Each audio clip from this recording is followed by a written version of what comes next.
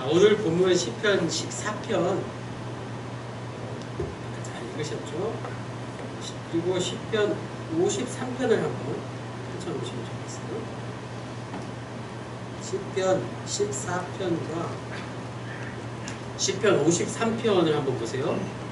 어리석은 자는 그의 마음에 이르기를 해서 7절까지 10월에서 6절까지 이스라엘을 구원하여 준 자가 누구인가. 똑같죠? 한 절 장내는 거죠. 시편 14편과 시편 53편은 거의 비슷합니다. 그죠? 시편이 150편까지 있는데 이렇게 거의 같은 시가 중복이 되어 있어요. 히브리어로 보면 차이를 발견할 수 있는데 오늘 본문 시편 14편에는 여호와라고 나오죠. 히브리 말로 야훼죠. 근데 시편 53편에 보세요. 여호와 대신에 하나님 이렇게 나옵니다. 히브리 말로 엘로힘이라고 부르죠. 여호와, 야훼는 고통받는 이스라엘 백성들을 찾아오신 하나님, 즉 위로하시고 보살펴주시는 그런 친숙한 이미지의 하나님이셨어요. 그런데 시편 53편에 나오는 엘로힘, 하나님은 후대에 나온 표현이고 고대 사람들이 가지고 있는 모든 가나안 땅에 들어가서 만난 그 모든 신들 중에 가장 높은 신을 이르는 말이 엘로힘인 것이죠. 그래서 이렇게 신앙의 표현이 달라진 거예요. 시편 14편과 시편 53편을 보면 내용은 같은데 하나님을 경험하는 느낌이랄까요? 이게 분명히 달라진 거예요. 시인에게. 그죠? 자, 시편 14편으로 다시 돌아와서 1절에서 4절까지는 어리석은 자에 대한 예언자적인 탄식, 아주 탄식하고 있어요. 슬퍼하고 있어요. 그리고 두 번째 5절에서 6절은 악인에 대한 하나님의 심판을 노래하고 있습니다. 마지막 7절에 가서 구원에 대한 확신을 끝으로 노래하고 있습니다. 자, 1절 어리석은 자는 그의 마음에 이르기를 하나님이 없다 하는도다. 그들은 부패하고 그 행실이 가증하니 선을 행하는 자가 없도다. 우리는 이 시편 14편 1절을 읽으면서 아무도 내가 어리석다고 생각하지 않습니다. 그죠? 여기서 말하는 어리석은 자는 내가 아니죠. 다 그렇게 생각해요. 여기서 말하는 어리석다라는 표현은 우리가 생각하는 소위 IQ 같은 거 있잖아요. 지능지수가 낮은 것을 말하는 게 아니에요. 그런 것과는 상관이 없어요. 시편이 쓰여질 당시를 한번 생각해 보십시오. 지금부터 무려 2500년 전 유대 나라는 모든 사람들이 다 하나님을 섬기는 그런 나라였죠. 모두가 다 겉으로는 다 하나님을 믿는 사람들이에요. 그런데 어리석다고 하고 있잖아요. 본문에서 하나님이 없다고 말하는 어리석은 사람은 하나님이 실제로 계시지 않는다라고 하는 이론적 무신론자가 아니라 하나님이 계신다고는 믿는데 하나님과는 무관한 삶을 사는 실천적 무신론자.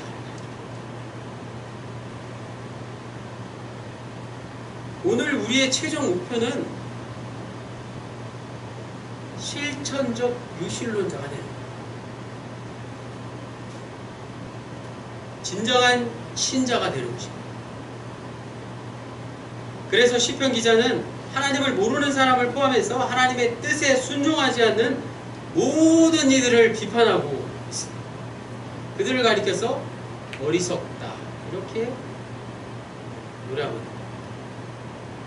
그래서 1절에 나온 어리석은 사람은 죄송한 말씀입니다만 우리 모두에게 경고하는 말씀이 되는 것이죠. 찬송가 463장 신자 되기 원합니다 하는 유명한 찬송이 있죠. 근데 가사가 너무 간단해요. 신자 되기 원합니다. 진심. 그게 다예요. 신자 되기 원합니다. 진심으로. 진심. 신자 되기가 정말 힘들다는 뜻입니다. 어느 신학대학의 교훈 5가지가 큰 돌에 새겨져 있는데 5번째부터 이렇게 소개하자면 5번째 목회자가 되라.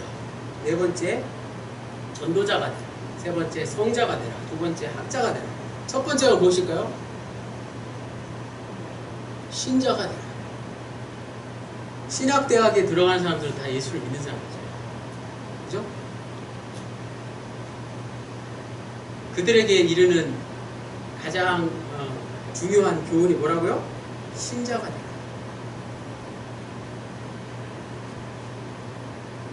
진정한 신자가 사역자들 가운데도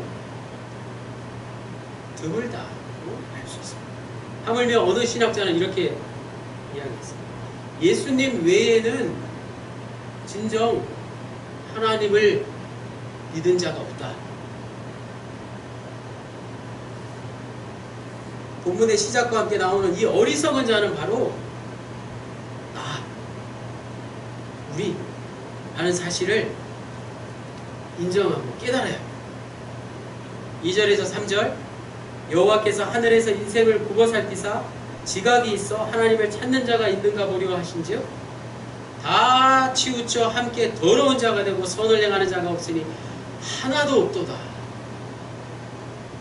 여기서 지각이 있어 하나님을 찾는 자는 1절에 나오는 어리석은 자의 다른 모습입니다. 어리석은 자가 지각이 있어서 똑똑해서 하나님을 좀 이렇게 찾는 거예요. 시인이 노래하기를 어리석은 자는 이미 하나님이 없다고 했고 2절에 와서 하나님을 찾다가 다시 3절에 가면 마지막에 결국에는 하나님을 찾지 않는다고 시인은 노래합니다. 시인의 표현대로 어리석은 자는 없다, 있다, 없다를 반복하는 사람이에요. 굉장히 변덕스러운 사람이죠. 시인은 시적인 운율과 함께 어리석은 자의 변덕을 꼭 집어서 강조하고 있는 것이죠. 이랬다, 저랬다, 우리 영인이가 잘 알아요. 어리석다 못해 어린 아이들처럼 그 미숙한 행동이라는 것을 지금 우리에게 지금 말하고 있는 거예요. 우리의 지금 신앙이 이랬다 저랬다 어린아이처럼. 여기서 어린아이의 모습은 좋은 모습이 아니죠. 오늘 우리의 모습 가운데 이런 어린아이들의 철없는 행동이 없는가를 살펴봐야 할 것입니다. 4절에 죄악을 행하는 자는 다 무지하냐? 그들이 떡 먹듯이 내 백성을 먹으면서 여호와를 부르지 아니하는도다.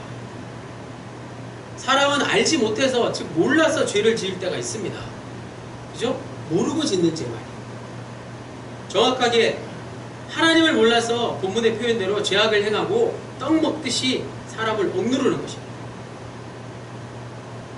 여기서 내 백성을 먹는다는 표현은 누군가를 억압하고 착취하는 것이죠.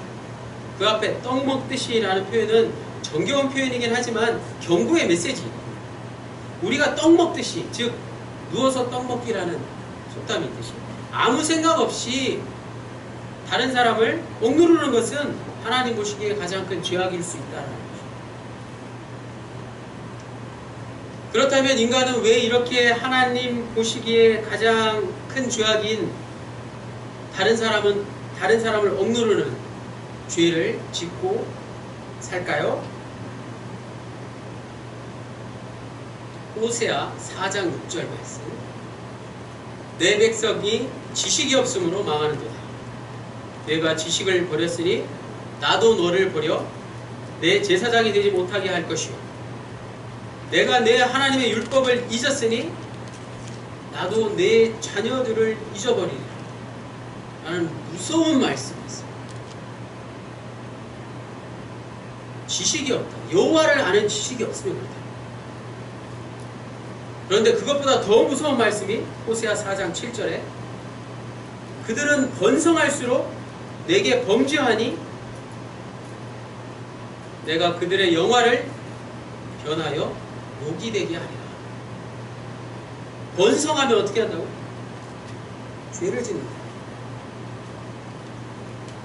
많은 사람들이 부유해지기를 원하고 높은 자리에 올라가기를 원합니다. 부유해지고 높은 자리에 올라가는 건 우리가 보는 기준으로, 사람이 보는 기준으로는 좋은 것이지만 하나님 보시기에는 결코 좋은 게 아니라는 거예요. 부유해지고 높은 자리에 올라간 사람은 자신의 인생에서 새로운 도구를 갖게 된 사람이라고 할 수 있습니다. 부귀영화라는 새로운 도구를 장착한 것이죠. 그걸 보고 또 어느 신학자가 이렇게 얘기했습니다. 사람은 자기의 인생의 도구를 바꾸는 순간 신조차도 바꾸어 버립니다. 이전에 소박하게 살 때는 하나님 앞에서 진실되게 살고자 했습니다. 그러나 이후에 내가 누리고 싶은 것들을 다 누리고 살게 되니까, 다시 말해서 삶의 도구를 많이 얻게 되니까, 삶의 도구를 강력한 것으로 바꾸고 나니까 그동안 내가 믿던 하나님을 다른 것으로 바꿔버린다.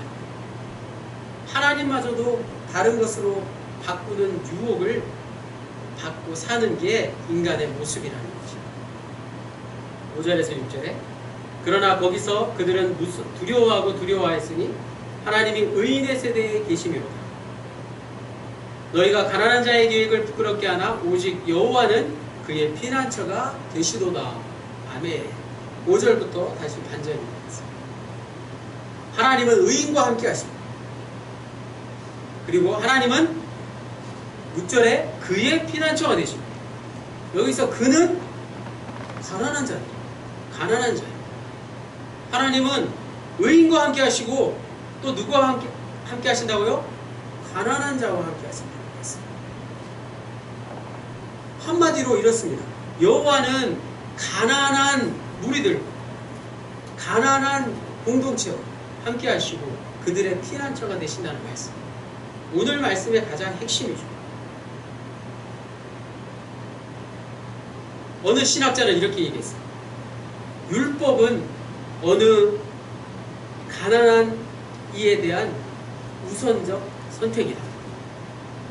율법을 만든 이유가 가난한 이를 위해서 만들었다는 거죠. 우리의 모든 사역도 마찬가지랍니다. 성경은 신구약을 통해서 이 사실을 줄기차게 강조하고 있습니다. 예수님의 사역을 보십시오. 로마 식민지, 총독이나 분봉왕이나 대제사장이나 바리새인이나 기존의 권력을 누리던 이들과 함께 하신 게 아니라 어부들과 세리들과 창녀들과 거린들과 소외되고 가난한 이들과 함께 하셨습니다. 하나님이 가난한 자의 피난처라는 말씀은 결코 헛된 말씀이 아니에요. 오늘 이 시대에, 오늘 우리에게, 오늘 우리 교회에 똑같이 적용되는 말씀이라는 뜻입니다. 여기서 오해하지 말아야 할 것은 하나님이 가난한 자의 피난처가 되신다는 말씀은 가난했던 사람이 부자가 된다는 뜻이 아닙니다. 가난한 사람이 하나님에게서 생명을 얻게 된다는 것을 말씀하는 것이죠. 오늘 이 시대에 교회가 자랑해야 될 게 무엇인지를 우리가 알 수 있습니다. 교회가 자랑해야 될 게 무엇인가? 우리 교회는 시설이 너무 좋습니다. 부서별로 다양한 취미 활동을 할 수 있고 눈높이 맞춤 교육도 제공하고 편안하고 아득한 휴식 공간을 제공합니다. 이런 것들은 교회가 자랑할 게 아니라, 또 우리 교회는 사람이 많아서 각계각층의 다양한 유명인사들과 사업가들과 공무원에 이르기까지 관계를 넓힐 수 있는 그런 교회입니다. 이런 것도 자랑할 게 아닙니다.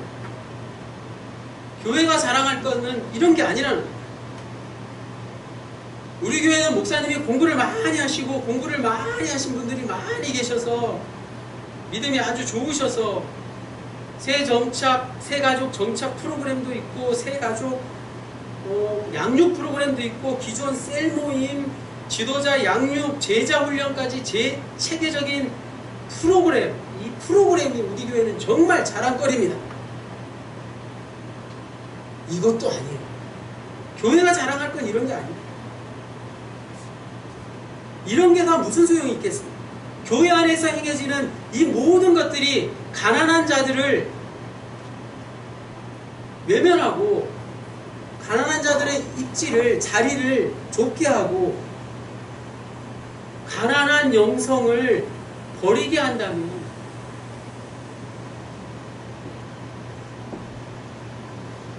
이 모든 것들이 다 무슨 소용이 있겠느냐 말이에요. 교회가 자랑해야 할 것은 영적으로 가난한 이들을 위한 말씀을 공급하는 것이죠. 그걸 자랑하는 것이죠.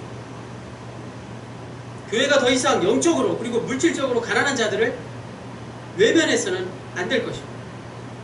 오늘 우리가 본 영상이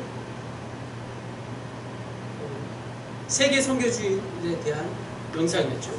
한국구세군은 오는 10월 3일 세계 선교주일까지 가난한 자들을 위한 사역을 다시 시작합니다. 아직은 세계 선교주일이 좀 시간이 남았는데 벌써부터 붐을 조성하고, 오늘 영상에서 보셨듯이 우리 한국구세군은 1950년 6.25 전쟁 이후에 가난한 군국이었어요. 한국구세군은 정말 가난한 군국이었어요. 교회도 가난하고 군우도 가난하고, 그렇지만 가난한 이들을 돕는 일을 했던 것입니다. 영적으로 물질적으로 동시에 가난한 군국이었어요. 그러나 한국 구세군을 위한 전 세계 구세군인들의 극기 헌금이 있어요. 셀프 디나이얼, 자기 자신을 디나이얼, 부인하고 자기 자신의 몸을 쳐서 희생해서 한 끼 금식해서 그 돈을 헌금으로 들여서 가난한 군국을, 한국 구세군을 도왔다는 사실입니다.